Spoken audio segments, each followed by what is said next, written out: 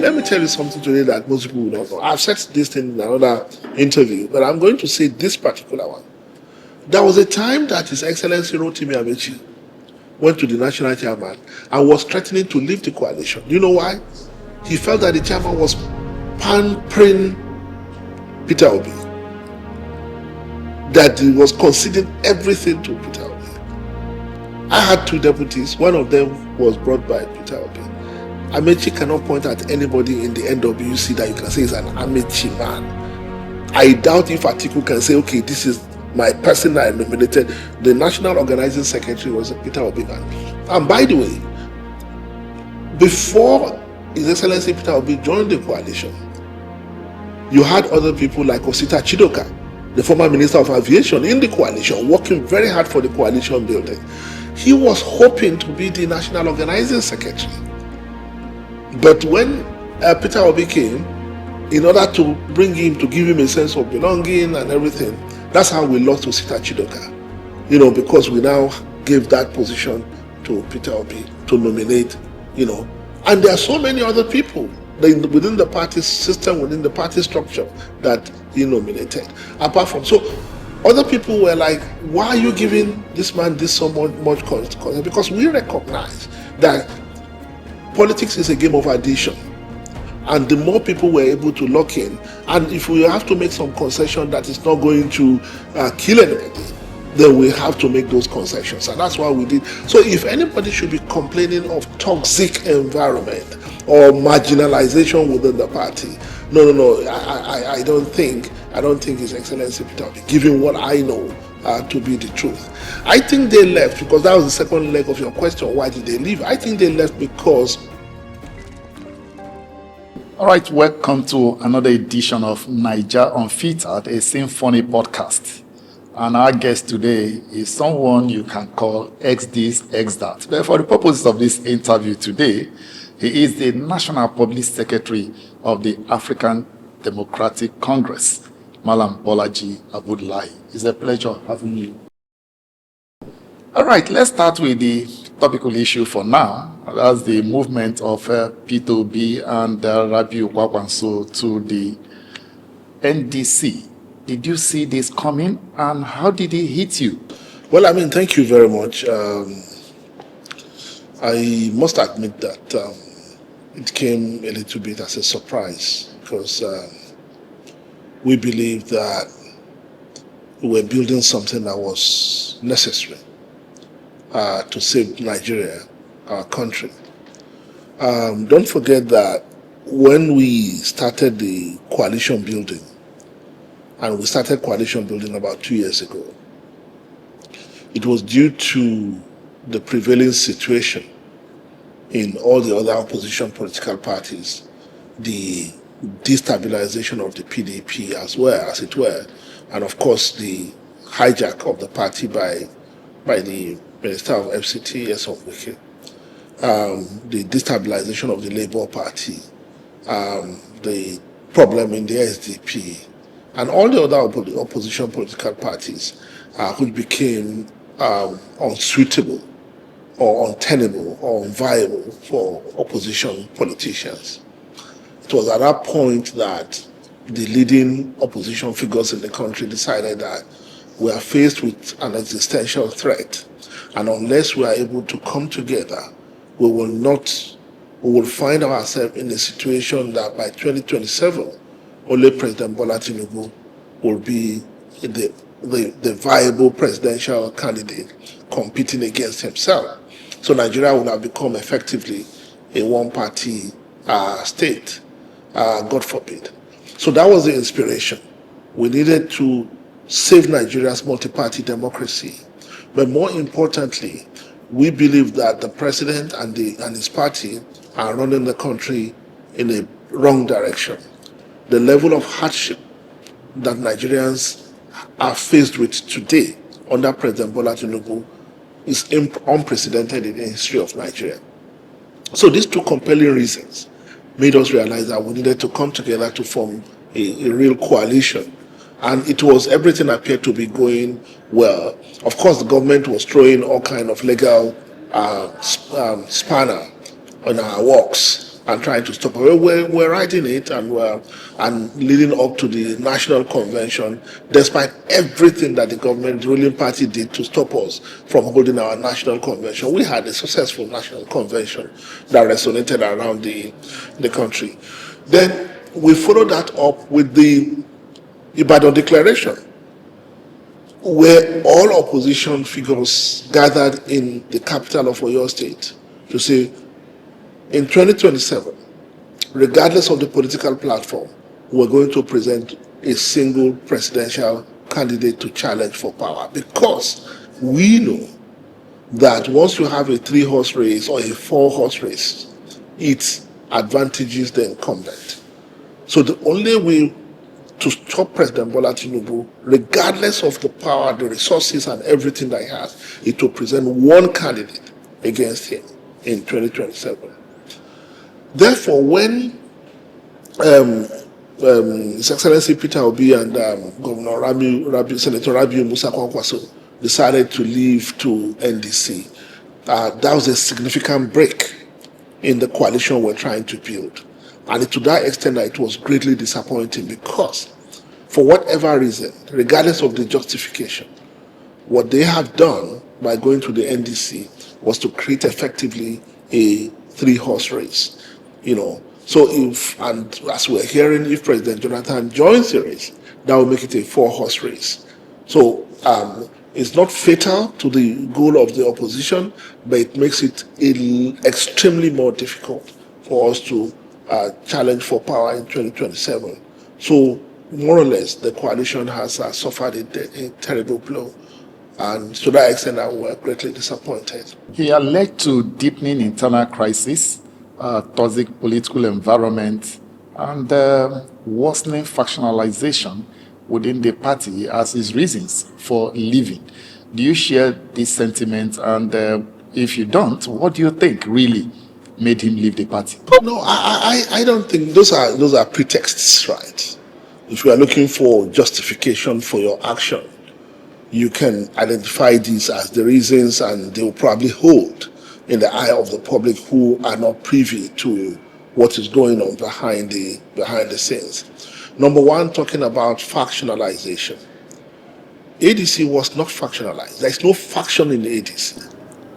So it is presumed. Somebody can point to Nafiu Bala. But can one person be a faction? It's not like what you have in PDP. In PDP, you can say you have a faction. You have somebody claiming to be secretary, somebody claiming to be legal advisor, somebody claiming to be chairman, somebody claiming to be publicity secretary, and all that.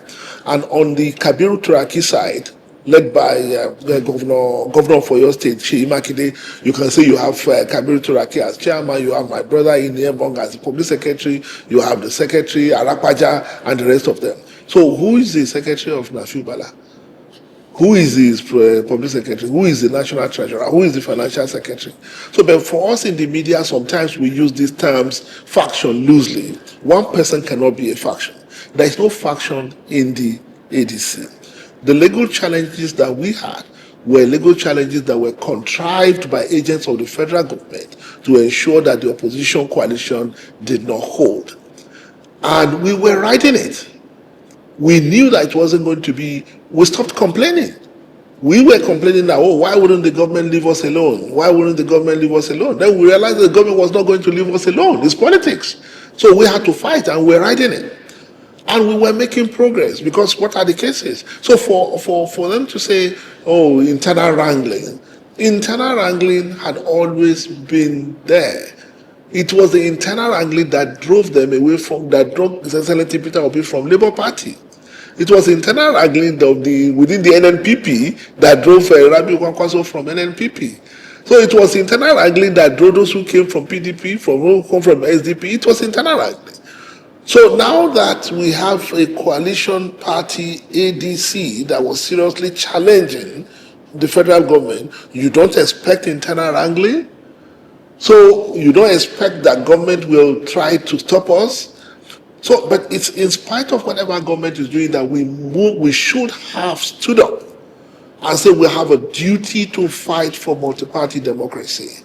We have a duty to challenge the federal government that you cannot kill the opposition. You cannot stifle the opposition. And we would have been able to do that better if we had stayed together. So citing internal wrangling, citing, what again do you say? That they say worsening toxic political environment. So the toxicity is a matter of perception. I don't know what he refers to as toxicity or the toxic political environment. That's not toxic political environment. And I can tell you, let me tell you something today that most people don't know. I've said this thing in another interview, but I'm going to say this particular one. There was a time that His Excellency Rotimi Amaechi went to the national chairman and was threatening to leave the coalition. Do you know why? He felt that the chairman was pampering Peter Obi, that he was conceding everything to Peter Obi. I had two deputies. One of them was brought by Peter Obi. Amaechi cannot point at anybody in the NWC that you can say is an Amaechi man. I doubt if Atiku can say, okay, this is my person that I nominated. The National Organizing Secretary was Peter Obi man. And by the way, before His Excellency Peter Obi joined the coalition, you had other people like Osita Chidoka, the former Minister of Aviation, in the coalition, working very hard for the coalition building. He was hoping to be the National Organizing Secretary. But when Peter Obi came, in order to bring him, to give him a sense of belonging and everything, that's how we lost Osita Chidoka. Because we now gave that position to Peter Obi to nominate, And there are so many other people within the party system, within the party structure that he nominated. Apart from, so other people were like, why are you giving this man this so much concern? Because we recognize that politics is a game of addition.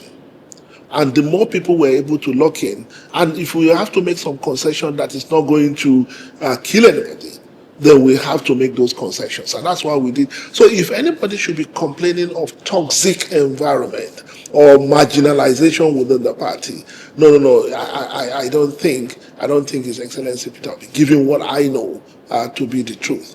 I think they left, because that was the second leg of your question, why did they leave? I think they left because they probably yielded to the propaganda that ADC is an Atiku party. They probably yielded to that propaganda, which is not true. It has no basis in reality. There's no one who understands the inner workings of ADC today that can make that claim. So they felt that if they had stayed and fight for ticket, they probably would have lost out one way or the other, so they had to find accommodation. So, but we're building a coalition. A coalition means there are contending interests that the leadership will have to balance. Because if the ticket had gone to Atiku Abubakar, he will still need a Peter Obi. He will still need a Rotimi Amaechi. He will still need other people. If he had gone to Peter Obi, he will still need an Atiku Abubakar. He will still need an Amaechi. He will still need other people as well. So in a coalition, interests have to be carefully balanced and people have to be protected as much as possible. But I think His Excellency Peter Obi, I don't think he enjoys that kind of politics. I think the kind of politics that give him comfort is that which guarantees for him, even before he steps in, that he will get the ticket without contest. I think that's the kind of politics that's suitable for him or that he loves. But that is not a problem. So I think the NDC provides that kind of opportunity in a way that ADC could not have provided. Nobody in ADC, not even the national chairman David Mark, could guarantee the ticket to anybody at any level. He has always repeatedly maintained that we will guarantee a fair, a level playing ground. But to say, okay, don't worry, I'll give you the ticket for the chairman, or I'll give you the ticket. No, ADC is not that kind of party. No, ADC is not that kind of party. All right, there are many people who think that the legal battles ahead of the ADC might hinder it from participating in the 2027 elections. What do you think? Which legal issues? You see, let me tell you, one of the, and I've seen a lot of vicious attacks coming towards ADC as if we were the ruling party that the NDC wants to take power from. You understand? I don't think it makes sense for opposition parties to be attacking each other. Our goal is the same, to save the country from the misrule of the APC. We may have had our disagreements, wittingly or unwittingly, that have led to this breakup to NDC and ADC. But if we handle it maturely, we can still work together as opposition political parties. We said we're going to form an alliance. That alliance was still possible. But to use the word you just used now, the toxic environment that has been created will make such impossible.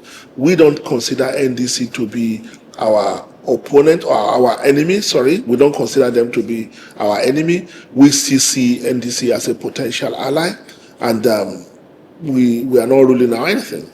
But the most important thing is that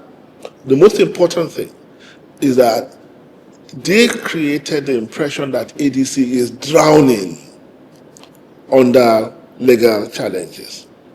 The answer is no. ADC is not drowning under legal challenges. At the time that we came into the ADC did not have a single case in court, not one. Not one. What happened? Because the agents of destabilization, the agents of the ruling party bent on frustrating the opposition coalition, started to engineer these cases. You can go and check, you are a journalist. At the point that the ADC was announcing that we are going to the coalition was announcing the ADC as a political party for us, ADC had no single case in court. Because the case that they had among themselves before we came in had already been settled through the ADR, the Alternative Dispute Resolution, and the national chairman of the party at the time, we just met him. So one of the major attractions of ADC to the coalition leaders was the fact that it was not encumbered by, because you hear people saying ADC had 17 court cases before they went into the ADC. Why did they go into party that has so much cases? ADC did not have a single court case by the time we went in. That is number one. Number two, as of today, ADC had only 3 cases. 3. And these 3 cases are almost laughable because they are contrived. And I'll tell you the 3 cases.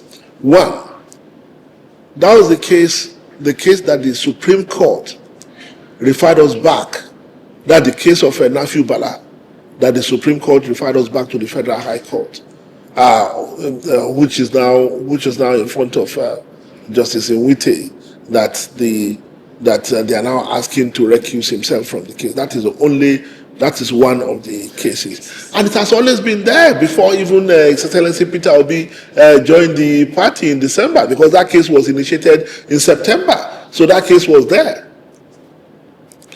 The case of this National Association of Former Legislators that's asking for the deregistration of ADC on the grounds that we did not win any election in the last election, in 2023, which has no basis in fact. Because ADC, in fact, won one House of Representatives in Kogi, 1 House of Assembly, and INEC has testified to that publicly, that ADC met all registration requirements, and there was no basis to ask for the deregistration of the ADC. The third case, I think, is that of Abejide, Leke Abejide, who has also left the party. So where are the cases? Where are the cases? You see, what they were expecting was that the Supreme Court will bury us on the issue of status quo ante bellum. But the Supreme Court did not do that. Unanimous decision of 5 Supreme Court justices said that doesn't make sense in legal terms. Remove it. And INEC complied immediately by restoring the leadership. Today, there is no encumbrance in the leadership of the African Democratic Congress, ADC. And also, anybody that is talking about ADC having legal challenges and is unstable and is encumbered is not telling the truth. Anybody is free to go to any party they want, but to say the reason you are doing what you are doing is because ADC is unstable or has legal challenges, or no, that doesn't make sense. And we are glad that majority of the party members are not falling for it. As at yesterday, we have sold over 720 forms to members across the country willing to contest on the platform of the party. We have sold over 60 governorship forms.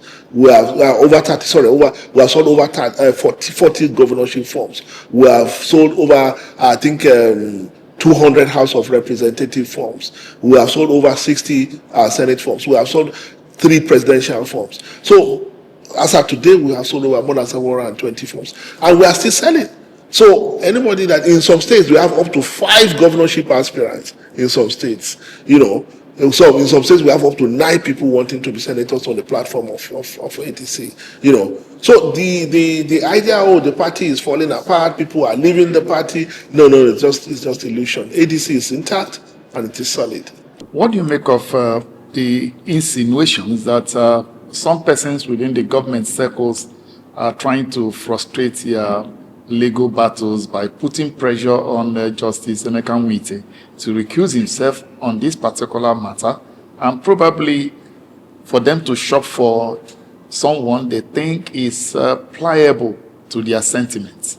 Can you throw more light on that? I mean, it's quite unfortunate because what some agents of government have turned the judiciary into today is a disgrace to Nigeria. It's an embarrassment. And the judicial institution today is being brought into serious disrepute. I will say historic disrepute, because never before in the history of Nigeria is the integrity of the judiciary brought into the kind of question that is being brought at the moment.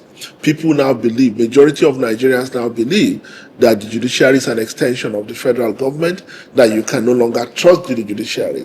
About 2 years ago or so, ICPC conducted a survey, Corruption Perception Index, by the ICPC. And the majority of Nigerians rated the judiciary as the most corrupt institution in Nigeria, ahead of even the anecdotal police force. So it's quite unfortunate what is going on. How can someone take a case to court and having realized that it's about to lose this case because this case has no basis?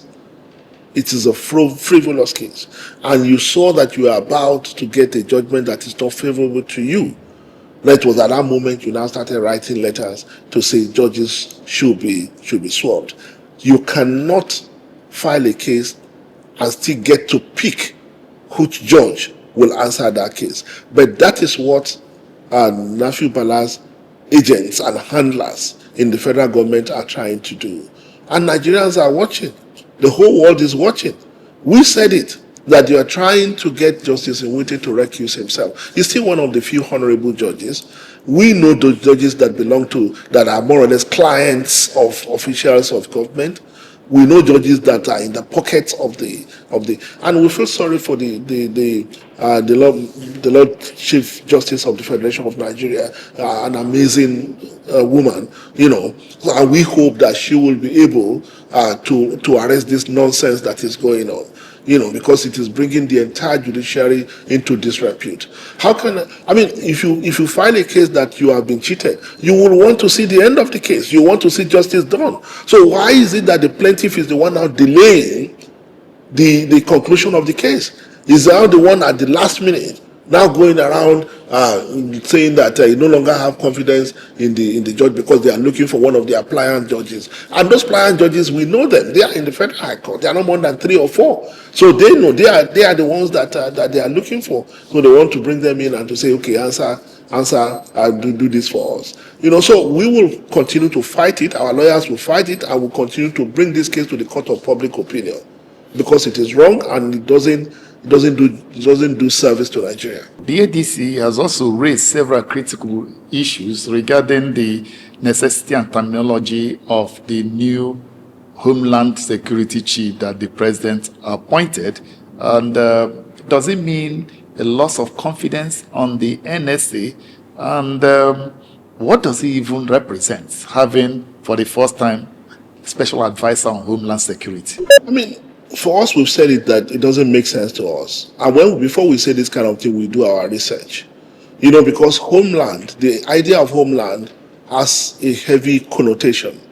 And its connotation is very clear in countries like Palestine, in Israel, in Germany, in the United States, for example. After 2011, that's when Americans began to use homeland to refer to their country. And some countries, it's because they don't want to say fatherland or motherland. They feel that those are sexist terms, so they say homeland. But in more fundamental sense, when you say homeland, it is to distinguish from, Americans say it is homeland because regardless of where you have come from, because America is a country of immigrants. So regardless of where you have come from, now this is homeland. I mean, we don't have such situation. So in the historical context and the sociological context, the term homeland sounds like an anomaly for Nigeria, but that's another issue. The most important point here is the question of what will the special advisor on Homeland Security do that the National Security Advisor is not equipped to do, that the Department of State Security is not equipped to do, that the National Immigration Service is not equipped to do. Now they tell you that, the special advisor on Homeland Security will focus on internal security. What security threat are we facing that is not internal? I mean, it's absurd. When they say this, they assume that they think they are talking to idiots. I mean, the security challenges that we face today that will necessitate the creation of whatever special advisor has always been internal security issue. Is Nigeria being invaded by a foreign army?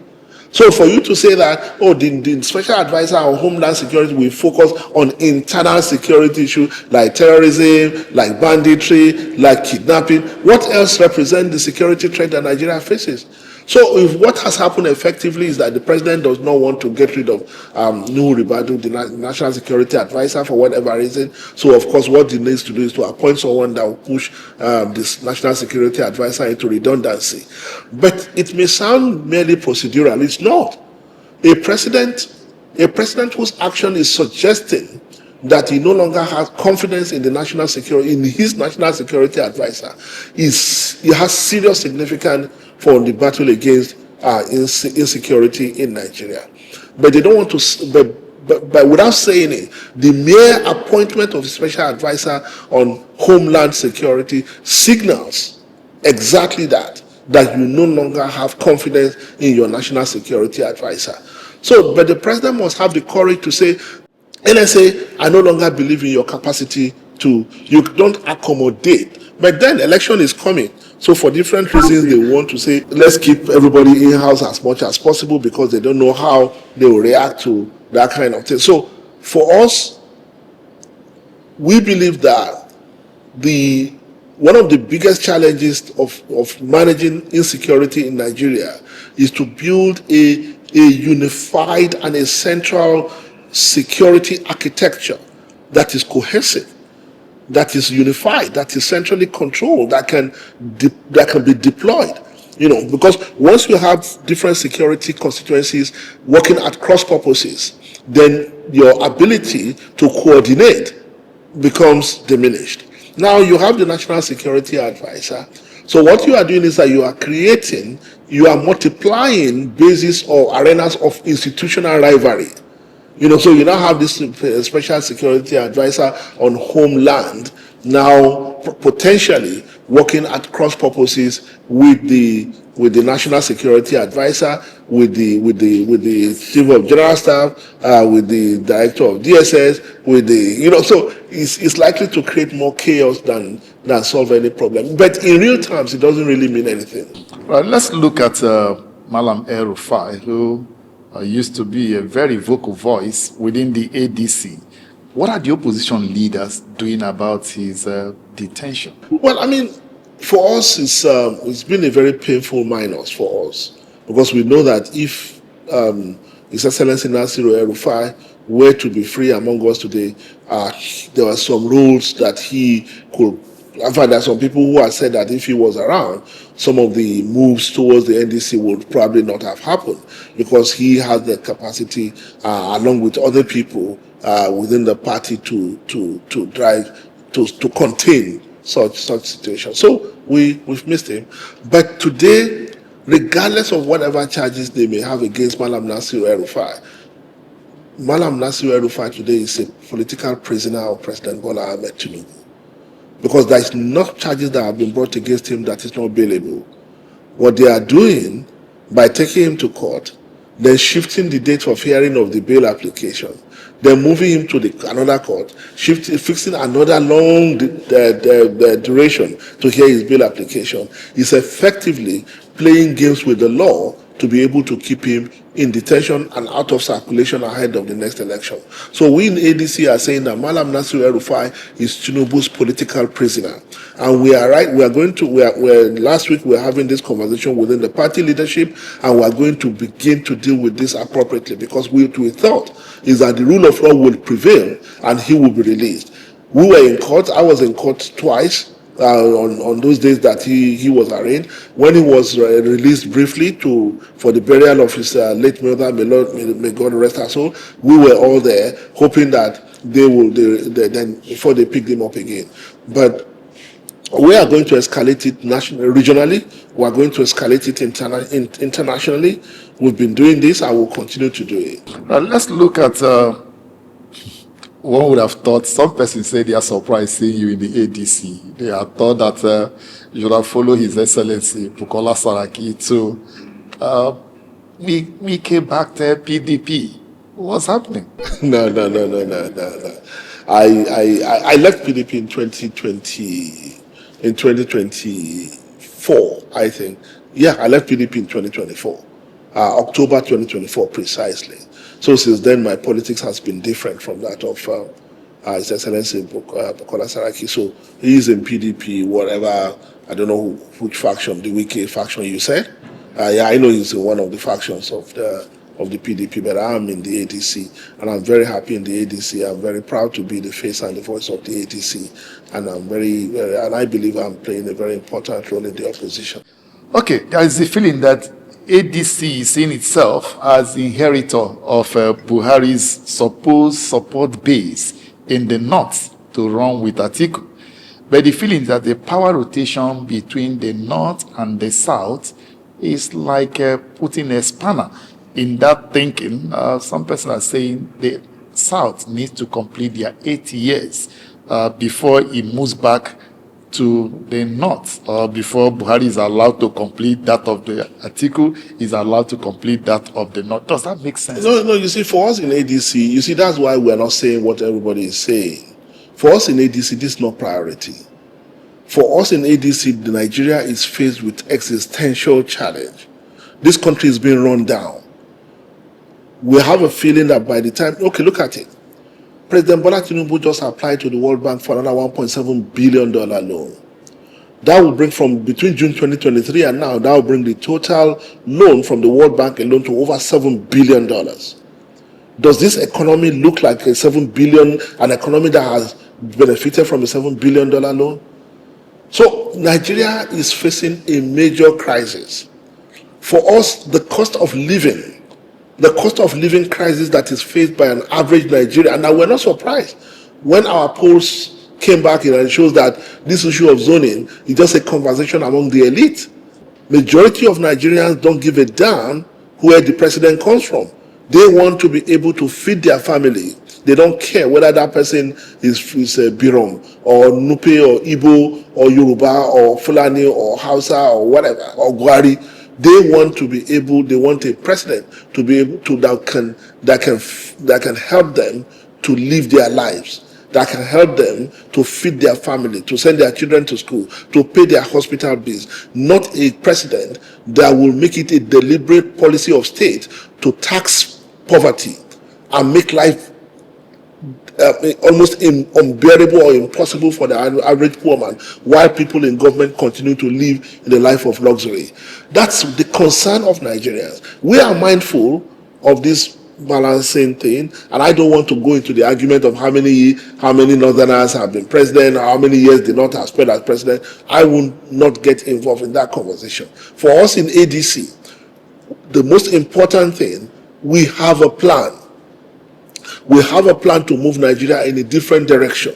We have a plan to protect poor people, the poorest among us. How do we protect them? What kind of policies do we need to protect them? And at the end of the day, this is what will determine the direction that the African Democratic Congress will go in terms of not this only thing. With due respect, because I believe those who are talking about zoning have arguments, but I'm saying that as ADC, that is not our priority. That's number one. Number two, as opposition political party, whatever decision you make has to be strategic.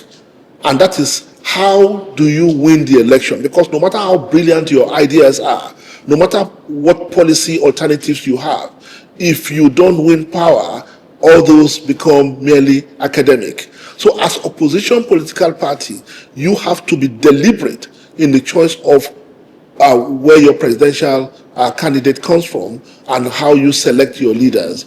At the end of the day, you want to win. So whatever will push you towards victory, whatever can help you to win, is what you will do. The moment you hold yourself captive to that, I read, I think Alhaji Atiku Abubakar said something to that effect today. I mean, and I don't think he's saying it because he wants to be president or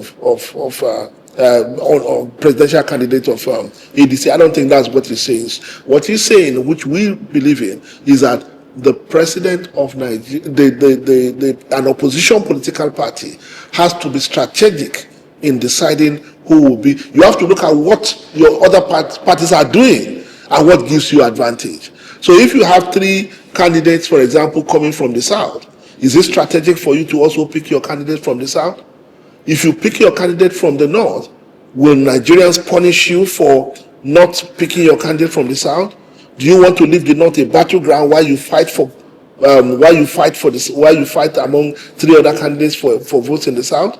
Do you understand what I'm saying? So the decision on where your presidential candidate will come from has to be strategic rather than political correct. With what we are facing today, Nigeria is more or less in a transition situation. Whoever takes power from President Bola Tinubu will have to reset the country. We'll have to recalibrate the country. Because what we are experiencing today had never been experienced before in the history of Nigeria. The National Assembly is more or less dead. The judiciary has become what it has become. We were saying it earlier. There is no Nigerian today that has confidence that the National Assembly is in a position to play its constitutional role of providing checks to the excesses of the executive. Instead, under Godswill Akpabio, the Senate President of Nigeria today, the National Assembly has become an extension, a mere extension of the presidential villa.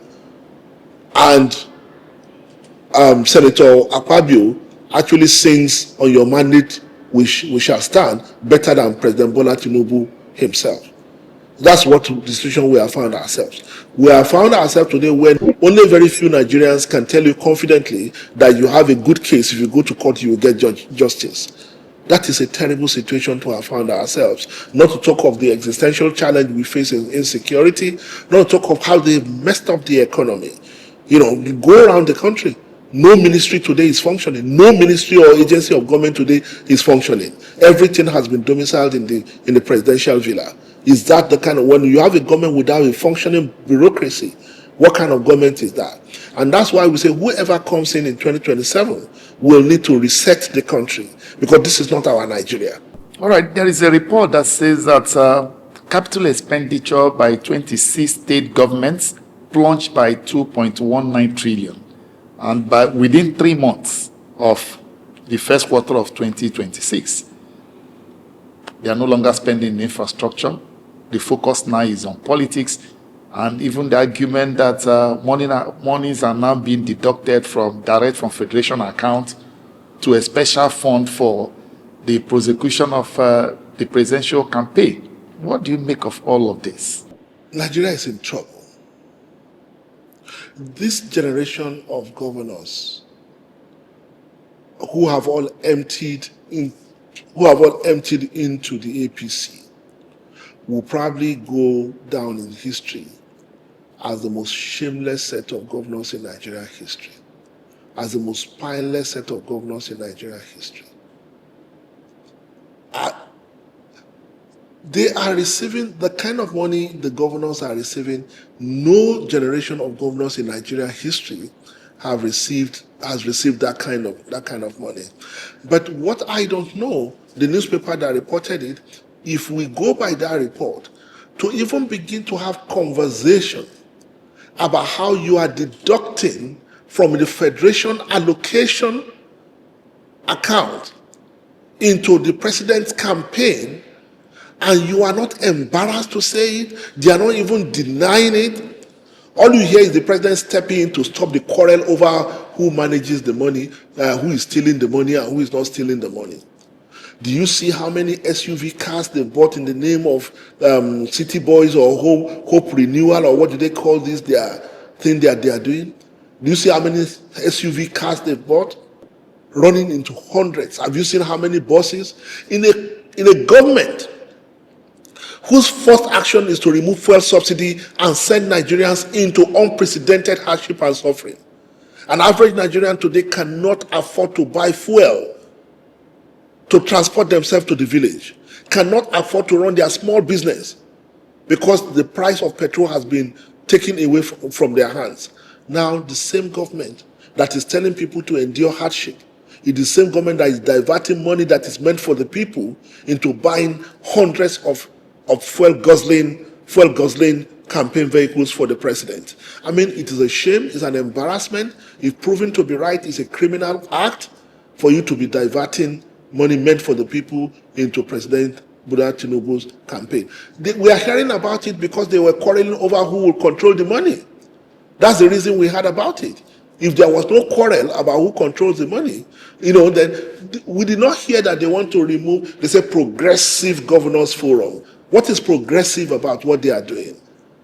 The idea of progressive is that you put the people first. So we are not hearing that they want to remove the chairman of Progressive Governors Forum because he is betraying the cause of progressive politics, which is to protect the interest of the people and put the people first. That's not what we are hearing. They want to remove the chairman of Progressive Governors Forum because he is mismanaging the deduction they made from FAC allocation to support president's campaign. Have we no shame anymore? Is there no limit to how low we can sink as a country? Have we not had governments in this country before? Is it the first time? Why are they behaving as if there will be no Nigeria after them? For us in the opposition, it's painful to see this. For us as Nigerians, it's painful to witness this. Because we cannot even go out and talk to our counterparts in other countries and they will not look at us and say, what the hell is going on in your country? This is how low a government that can make a law that says you can no longer challenge election results on the basis of certificate forgery. How low can APC drag Nigerians? How low can they drag Nigeria? And that's why we are saying that the opposition coalition needed to hold, and it is the only way we would have been able to remove this pestilence that is bedeviling our country. But some persons will also argue that the National Assembly or members of different political parties were also there when some of these very destructive clauses were being inserted in the Electoral Act. But they protested. Is it not on record that Aminu Waziri Tambuwal protested on the floor of the National Assembly? Was it not on record that Senator Ereti Kingibe protested on the floor of the National Assembly? Was it not on record that Einaya Abaribe protested on the floor of the National Assembly?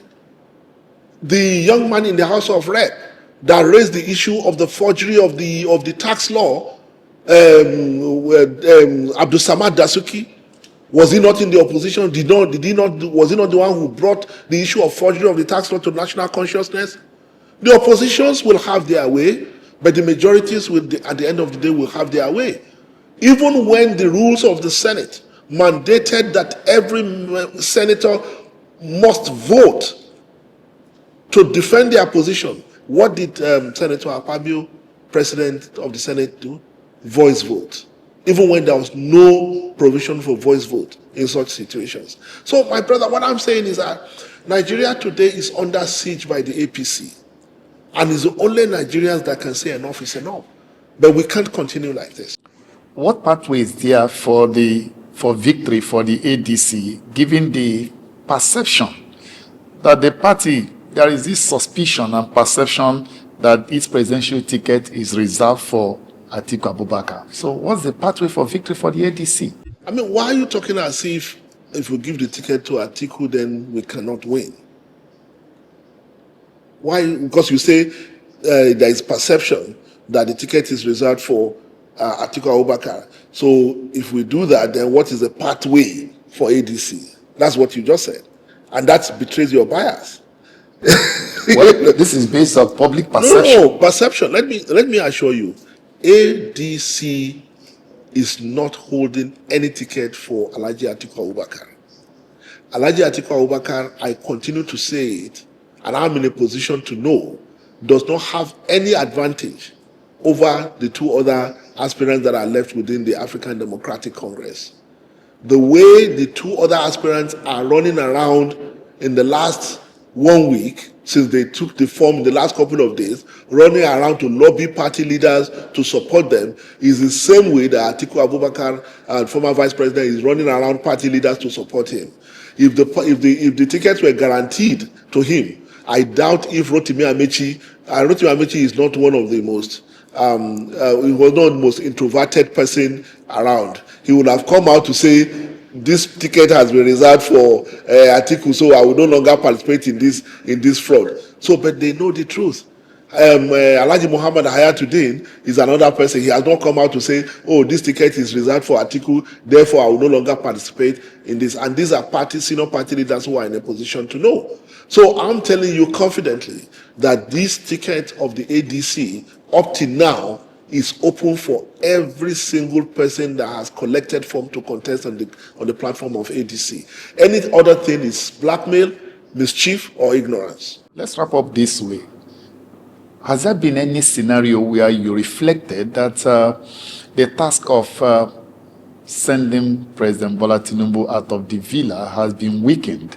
And if the answer is no, so what's still your optimism going to 2027? No, no doubt I agree with you. Like I said, politics is about numbers. If the unified coalition challenging the incumbent stood a better chance than a splintered coalition. And the first person to point this out, I must say, was His Excellency Peter Obi himself. In one of our meetings, he said that once we have a 3-horse race, then the advantages go to the incumbent. And that's almost a truism. One person running against President Bola Tinubu stands a better chance than 2 people or 3 people running against him. Because all the votes that will have gone behind that individual running against him will now be divided among many people going against him. He will probably keep his support base, right? He will probably keep his, but no matter how small, he has 20%. All he needs to do is to hold on to his 20%. And this 20% have always been there. But for you in the opposition, if you had 80% in your hands, by the time you share it among yourselves, then it becomes almost it's the same thing that happened in the last election, when the totality of votes won by Alhaji Atiku, Peter Obi, and Kwankwaso come together. I think will have given a significant advantage over President Bola Tinubu, who won by the slimmest margin, perhaps seen only once, maybe in the 1983 election. Now, but it is not impossible. It makes the job a lot more difficult, because the challenge is the same. Nigerians are saying enough is enough. Nigerians are suffering. There's no way. The only answer this government has to the widespread suffering in the country is to import rice and share rice to people. But dead people don't eat rice. Nigeria is becoming one massive graveyard of people dying every single day. Some people were coming from Kaduna to Abuja to collect nomination forms on the platform of our party when they were kidnapped. And the kidnappers were asking for a 200 million ransom and all that. And by the time people ran around to say one of them died in the hands of kidnappers, So this is the tragedy that's become the reality of our country. We don't even talk about it anymore. The president just issues a statement condemning the act and saying he felt sad and that it will never happen again. But the more he says it will never happen again, the more it happens. In fact, it appears that those criminals were waiting for him to say it will never happen again before they will strike again. In my state, Kwara State used to be one of the safest places in Nigeria. Now today, entire villages have been emptied out. Traditional rulers have been abducted with the queens and the princes, and the whole palace has been sacked. And all we hear from the president, all we hear is the president talking about how he's winning the political game against the opposition, how he's going to send Akpabio to go and scatter the opposition, and how he's going to. You see, it's really sad. The first principle of leadership is empathy and humility. These are the two things that are missing in the current leadership of Nigeria. There is no empathy. They don't care about the people. There is no humility to say, look, we may have got this wrong.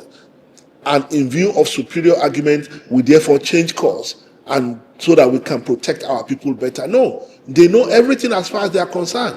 Even when you point it out to them that, look, what you are doing is wrong, what the only response they have is to attack you, to abuse you, as if they are surprised, or as if they feel affronted that you are even speaking at all. The president has done something, and how dare you criticize him? How dare you? But we say, look, we are not conquered people. At least before you can enslave us, try to conquer us first.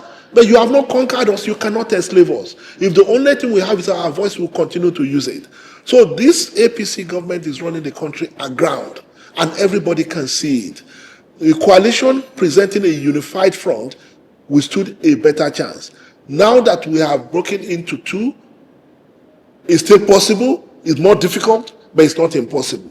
And we'll continue to do it, we'll continue to fight for it. This country used to have 5 political parties, we used to have 4 political parties, So we will continue to fight. We believe in the African Democratic Congress that we will win this election because we have the best plan. We were building a political party, we are still building a political party. And we are ready. We are ready for that time when Nigerians will demand from every political party to come and say what they will do differently. We are clear in our mind what the African Democratic Congress will do differently for Nigeria. We have spent time to deal with this. We have spent time because people like you ask us, you want to take power, what will you do differently? And we have spent enormous time thinking through what we will do differently. And we are very clear what we will do differently. And this is what we will tell Nigerians. We believe that we will win this election. Maybe next time when we have you, we'll now look at what are the things you are going to do differently when you have power. Yes, we're happy. Thanks very much. Thank you. Pleasure having you on the program. Thank you very much. Thank you. Thank you. It's my pleasure.